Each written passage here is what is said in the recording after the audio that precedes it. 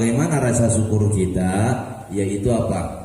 Enggak cuman kita ucapkan alhamdulillah. Ini syukur yang sangat kecil di mata Allah, Bapak. Ya, Ibu ya, Bu. Ada ibu-ibunya enggak nih? Bu. Oh, banyak ya. Kirain diem aja, nggak ada orang, cuma satu ya. Mudah-mudahan dengan kata kita bersyukur nggak cuma kita ucapkan alhamdulillah, tetapi apa?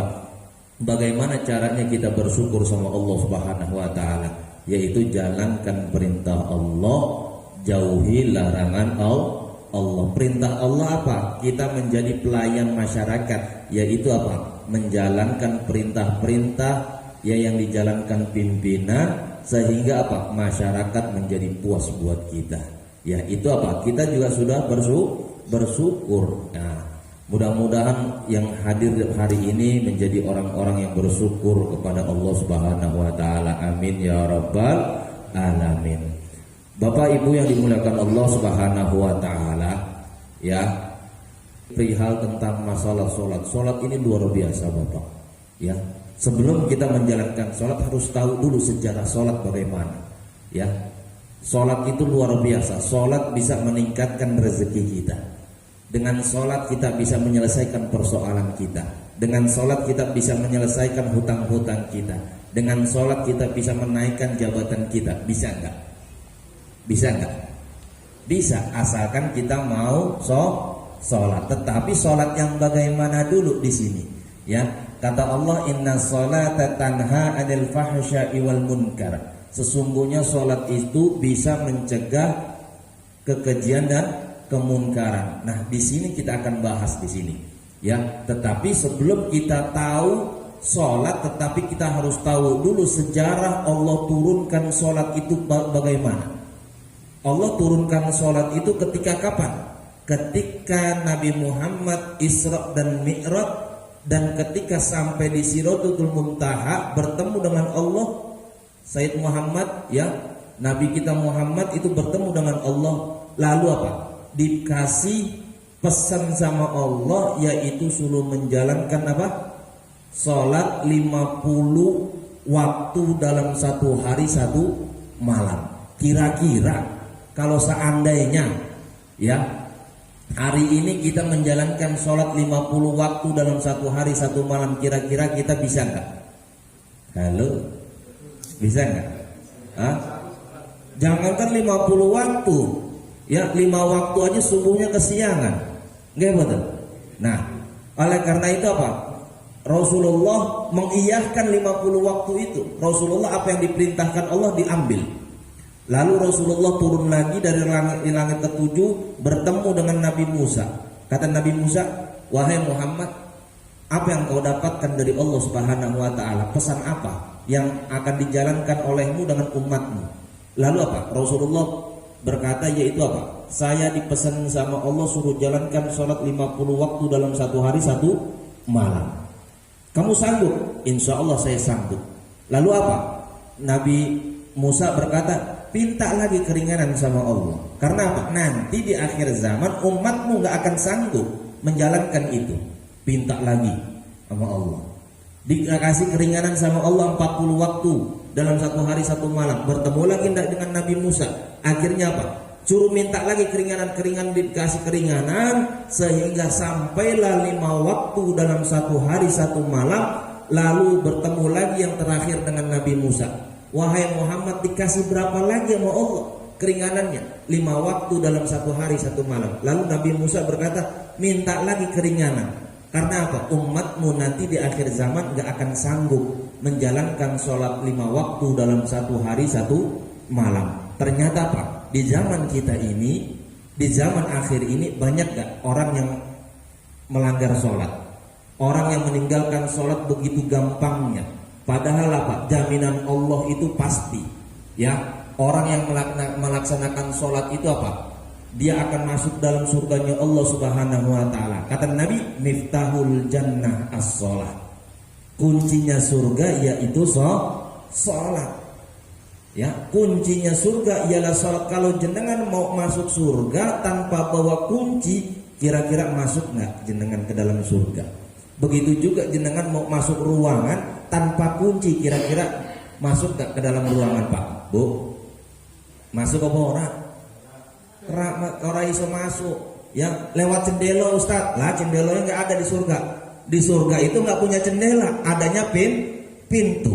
Ya, oleh karena itu apa? Dapatkan kunci surganya, yaitu melaksanakan sholat 5 waktu dalam 1 hari 1 malam. Itu. Lalu apa kata Rasulullah? Nanti kata Rasulullah, amal yang paling pertama kali Allah akan hisab di akhir zaman, di nanti di yaumil kiamah, yaitu apa? Perihal tentang sholat. Apabila sholat kita bagus, maka seluruh amal baik kita pun bagus. Ternyata kalau amal baik kita bagus, insya Allah sholat kita pun bagus. Tetapi kalau seandainya sholat kita buruk, insya Allah amal ibadah kita pun akan buruk semua di mata Allah Subhanahu wa ta'ala. Ya, sholat jadi penting buat kita Bapak Ibu. Terkadang kita gini, di zaman akhir ini banyak orang dilanda dengan persoalan-persoalan hidup kita. Betul nggak? Ada orang yang datang ke sini nih, bawa Bapak datang ke sini bawa nggak ada yang punya persoalan dalam hidup, ada nggak? Nggak ada kan? Pasti punya persoalan masing-masing. Saya punya persoalan, bapak-bapak dan ibu-ibu punya persoalan masing-masing. Baik hutang, baik segala-galanya, baik anak dalam rumah tangga, itu persoalan buat hidup kita. Tetapi apa? Bagaimana caranya kita menyelesaikan kalau sholat kita masih tergolong bolong? Ya borak. Sekarang pertanyaan saya, minta kita sama Allah banyak gak?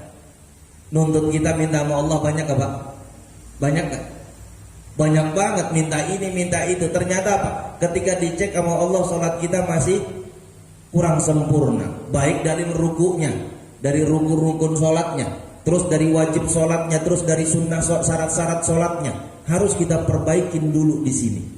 Ya, kalau kita nggak perbaiki, ya, insya Allah sholat kita pun percuma dan sia-sia Bapak Ibu. Itu. Lalu bagaimana caranya kita sholat diterima sama Allah? Ketika kita sholat, masalah terima itu urusan Allah, tetapi masalah sah atau tidaknya itu urusan kita. Itu. Ya. Bagaimana caranya supaya kita tahu ini sholat sah atau tidak? Yaitu apa? Kita harus menjalankan rukun sholat, syarat-syarat sholatnya harus kita tahu dulu. Baru kita ngerti bahwa sholat kita ini sah. Itu. Sekarang kadang-kadang orang rajin sholat tengah malam, tetapi apa? Dia wudhunya, rukunnya nggak ngerti. Kira-kira diterima nggak sholat kita sama Allah? Wallahu a'lam. Tetapi Allah akan terima sholat kita apabila sholat kita sah. Itu. Kalau kita nggak sah, kira-kira diterima nggak? Ya, ya. Oleh karena itu apa? Ingin hidup kita bahagia, laksanakan sholat. Ingin hidup kita banyak keajaiban dari Allah, yaitu apa? Laksanakan sholat. Sholat apa? Nggak cuma 5 waktu di sini. Yaitu apa? Sholat bisa kita berjamaah setiap hari, sholat berjamaah. Isi waktu, ini masjid, ini musola, dibangun. Ya, ketika azan, wah luar biasa, karyawannya datang tepat waktu semua. Kira-kira ini karyawan nanti apa? Akan mendapatkan keajaiban dari Allah Subhanahu wa ta'ala, akan mendapatkan keberkahan dari Allah Subhanahu wa ta'ala. Yakin Bapak Ibu, coba deh praktekin. Dalam 1 minggu aja kita sholat berjamaah, enggak ketinggalan takbiratul ihram imam. Insya Allah hidup kita pun akan diringankan sama Allah Subhanahu wa ta'ala. Baik persoalan, baik hutang akan dilunasi sama Allah Subhanahu wa ta'ala. Kadang-kadang hidup kita penuh persoalan karena apa? Kita menyia-nyiakan sholat. Nggih mboten, Pak? Halo? Nggih mboten? Ya. Ustaz, saya pengen lo sholat lo, ya apa nih 5 waktu, tapi apa? Jamaah terus, tapi kadang-kadang hati saya gimana, berat banget. Ya berat memang. Karena apa? Perkara ibadah itu harus kita paksa, Bapak Ibu. Ya, harus kita paksa. Kita sholat 5 waktu, kalau kita nggak paksa, kira-kira kita mau sholat enggak? Ya, jadikan sholat itu sebagai apa? Makanan atau rutinitas kita. Ibarat kita makan setiap hari, tanpa kita makan 1 hari aja gemeter nggak badan kita? Gemeter. Begitu juga kita. Ketika kita tinggalkan sholat, ada rasa yang kurang pas dalam hidup kita, Bapak Ibu. Itu, ya. Oleh karena itu, Bapak Ibu, yuk sama-sama kita laksanakan sholat 5 waktu supaya apa?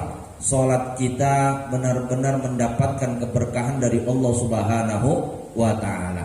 Lalu kata Nabi, as-sholatu imaduddin, sholat itu tiangnya agama. Ya, kalau kita mau sholat berarti apa? Kita mendirikan tiangnya agama. Wa man tarakaha faqad hadamad din, barang siapa yang meninggalkan salat maka apa? Dia merubuhkan tiangnya agama. Ini belum saya ceritakan hadis. Ada satu hadis Bapak, ya, di dalam kitab Targhib wa Tarhib di sini diterangkan. Ini luar biasa. Orang yang menjalankan salat itu tepat waktu, terus apalagi dia berjamaah, tidak meninggalkan dia jamaah, itu jaminan Allah luar biasa buat kita dalam kehidupan kita ini. Itu. Makanya apa? Wajar ketika kita dilanda dengan musibah banyak, nggak selesai-selesai, hutang nggak selesai-selesai, ya, persoalan nggak selesai-selesai. Karena apa? Kita menyepelekan sholat kita. Itu.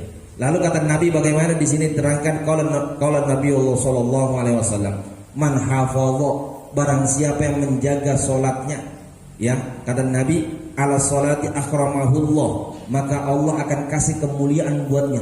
Yaitu apa? Bi khamsi khisalan, yaitu dengan 5 perkara. Ketika kita bisa menjaga solat kita, maka Allah akan kasih kemuliaan dengan 5 perkara ini. Apa itu perkara 5 ini? Yaitu apa?